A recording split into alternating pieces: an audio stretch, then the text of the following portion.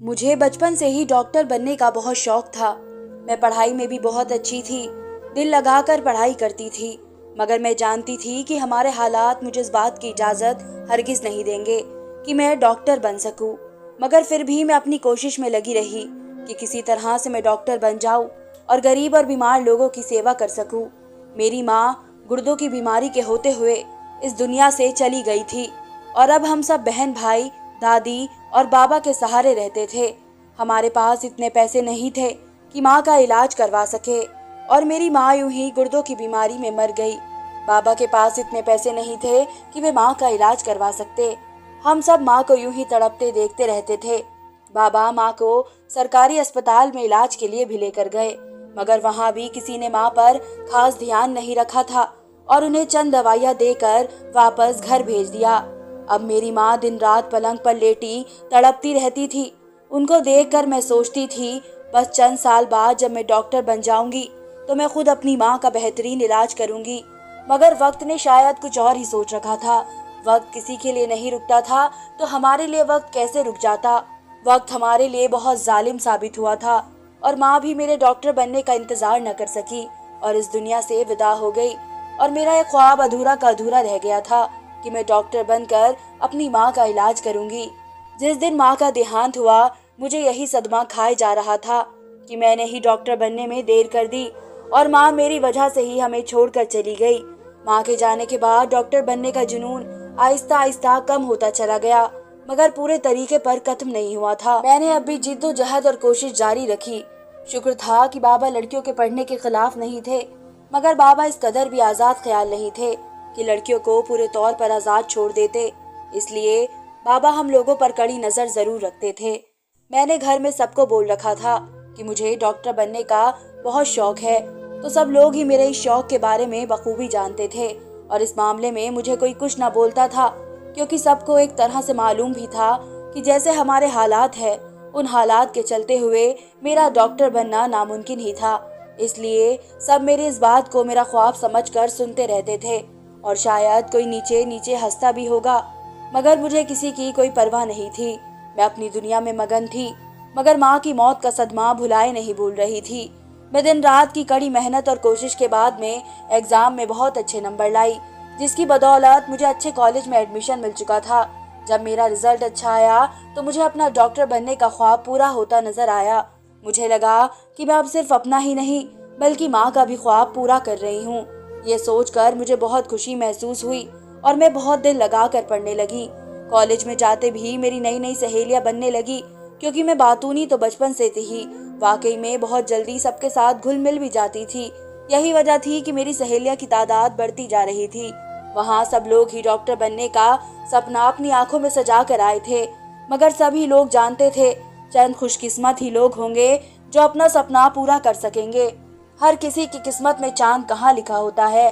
तो मैं भी अपनी भरपूर कोशिश कर रही थी कि किसी तरह से मेरा एग्जाम क्लियर हो जाए और मैं डॉक्टर बनने के काबिल हो जाऊं। मेरे बाबा पहले ही बहुत मुश्किल से मेरी फीस भर रहे थे।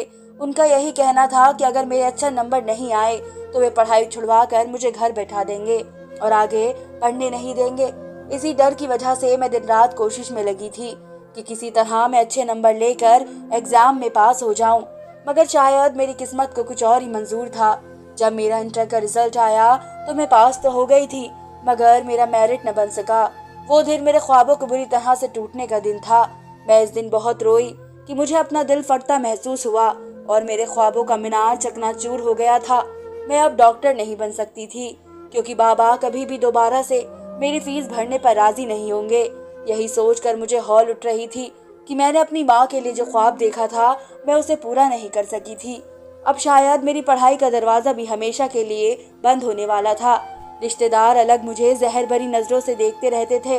वे लोग पहले ही मेरे डॉक्टर बनने के बहुत खिलाफ थे और अब तो जब मेरा मेरिट ही नहीं बना तो सबको मुझ पर हंसने का मौका मिल गया था और मैं सबसे मुंह छुपाती रहती कि कहीं कोई मुझे देखकर हंसने न लग जाए।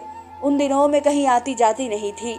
मैंने किसी के भी सामने आना जाना बंद कर दिया था और सबसे ही दूरी इख्तियार कर ली थी कि कोई मुझे मेरे रिजल्ट के बारे में सवाल न कर ले। उन्हीं दिनों मेरी एक कॉलेज की दोस्त ने मेरे हाथों में उम्मीद और रोशनी की एक किरण थमा दी। वे कॉलेज में मेरी अच्छी दोस्तों में से एक थी और उसका भी मेरी तरह ही मेरिट नहीं बन सका था और इसके घर वाले भी पैसे देकर इसका मेडिकल कॉलेज में एडमिशन नहीं करवा सकते थे। मगर इसे भी मेरी तरह अपने और अपने घर वालों के हालात बदलने का शौक था।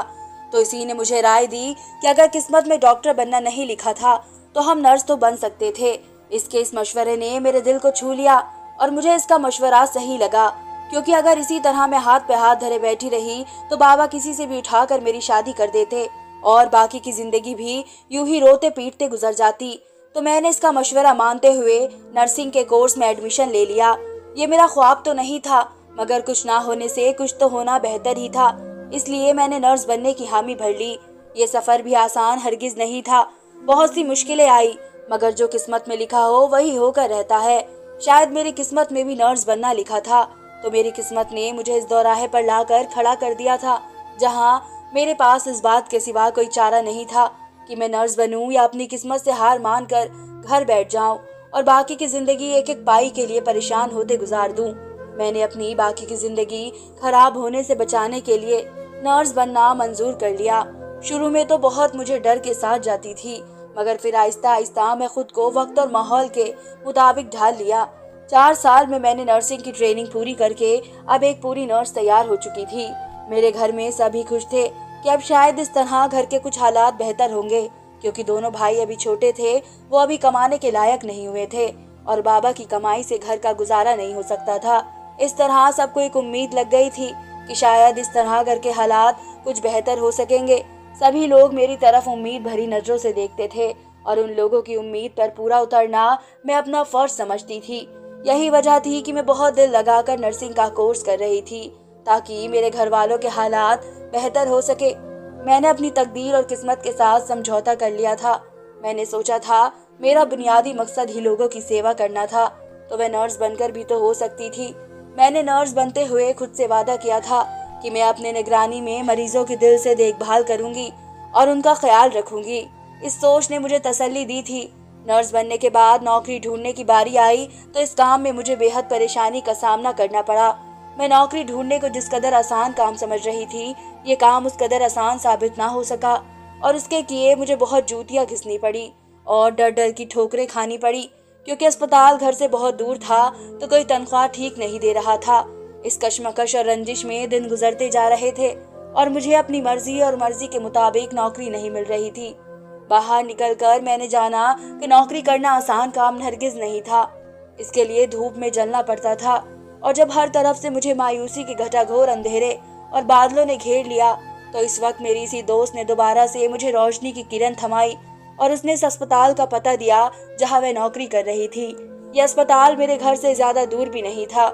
मैंने यहाँ भी अपनी किस्मत आजमाने का फैसला किया और मैं घर से नौकरी के लिए निकल पड़ी। वहां पहुंची तो देखा कि वो एक अच्छा और शानदार अस्पताल था। एक बार फिर मायूसी ने मेरे इर्द गिर्द डेरा डाल लिया और मुझे यहाँ भी बात बनती नजर नहीं आ रही थी, मगर अपनी किस्मत को आजमाने का फैसला कर लिया था।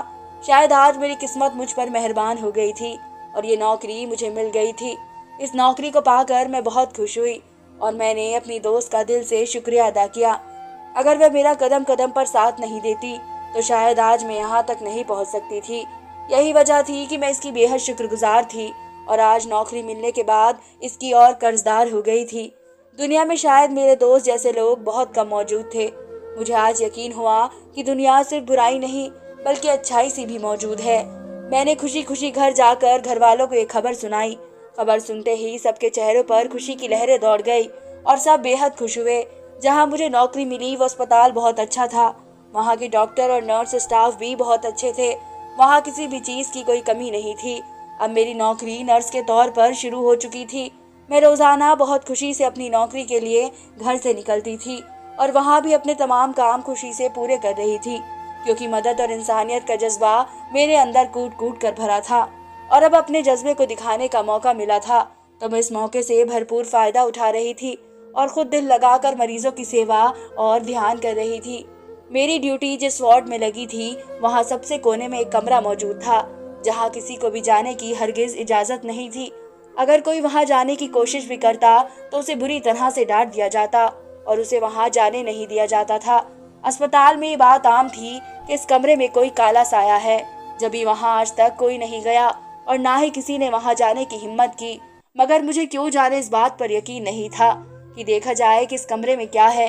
इसलिए मैंने कई बार वहां जाने की कोशिश की, मगर कभी हिम्मत न कर सकी और हमेशा डर के मारे बैठ जाती। मेरे ऊपर इस बात की सच्चाई जानना हावी हो चुका था, इसलिए मैं इस कमरे में जाने की हिम्मत नहीं कर पा रही थी और खामोशी से उसके पास से गुजरते हुए इस कमरे का मुआयना करती। मगर मुझे कभी वहां कुछ महसूस नहीं हुआ। वो कमरा भी मुझे आम कमरों की तरह ही मालूम हुआ और मुझे वहां कुछ भी अलग सा महसूस नहीं हुआ।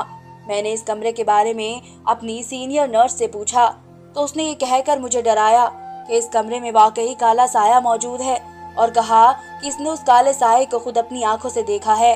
यह सुनकर मुझे यकीन तो ना आया, मगर इतनी बड़ी उम्र में कोई ऐसा झूठ कैसे बोल सकता था। मुझे इस बात का कभी यकीन नहीं आया और उन्होंने मुझे बहुत सख्ती से इस कमरे की तरफ जाने से मना कर दिया। अगर मैं इस कमरे में गई तो अपनी गलती की जिम्मेदार मैं खुद होगी और कोई भी मेरी इस गलती का खामियाजा नहीं भुगतेगा। यह सुनकर मेरे दिल में इस कमरे के मामले में अजीब से ख्याल आने लगे और मैं इस कमरे की तरफ देखने से भी कतराने लगी। मगर सच तो ये था कि मेरे अंदर बेचैनी बढ़ती जा रही थी और मैंने अपने दिल में ठान लिया था कि एक बार तो इस कमरे को मैं अंदर से देख कर रहूंगी और जाकर रहूंगी कि इस कमरे में ऐसा क्या है जो हर कोई वहां जाने से कतराता है और इस कदर लोगों को डरा कर रखा हुआ है।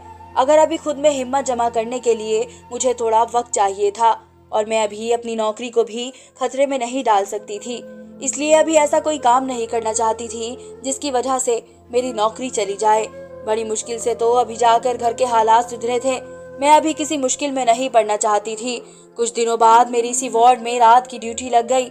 मेरी ड्यूटी रात 8 बजे से लेकर सुबह के 8 बजे तक थी। शुरू के दिन तो मुझे बेहद परेशानी का सामना करना पड़ा, मगर मुझे रात के वक्त ड्यूटी करने की भी आदत हो गई। बस कुछ दिन मेरे उठते हुए गुजरे थे, मगर सच तो ये था कि मैं अब भी कभी कभी रात की ड्यूटी में गुमने लग जाती और नींद लेने के लिए बेचैन हो जाती। मगर नौकरी का लालच मुझे कुछ भी करने से रोके हुए था।